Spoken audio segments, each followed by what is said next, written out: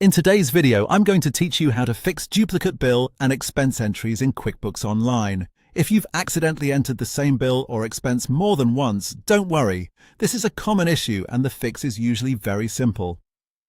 Cleaning up duplicate entries is important because it helps keep your records accurate, prevents your expenses from being overstated, and makes your reports much more reliable. To get started, go to the left-hand menu in QuickBooks Online and click Expenses.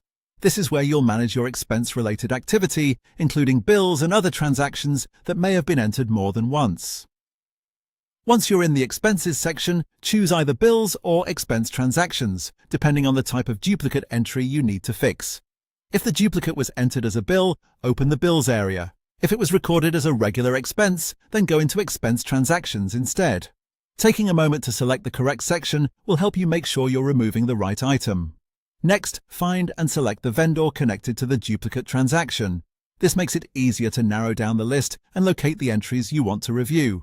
If there are several transactions from the same vendor, look carefully at the date, amount, and any memo or reference details so you can identify which one is the extra entry. After that, click on the transaction to open its details. This is a good time to double-check that you are deleting the duplicate and not the correct original transaction. If two entries look nearly identical, compare them carefully before moving forward.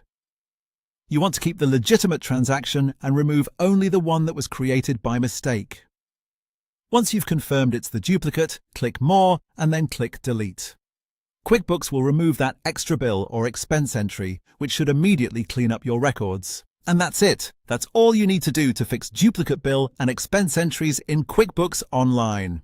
As a quick tip, always take one last look after deleting the transaction to make sure your vendor history and totals now look correct. A quick review can help you catch anything else that may need attention and gives you confidence that your books are back in good shape.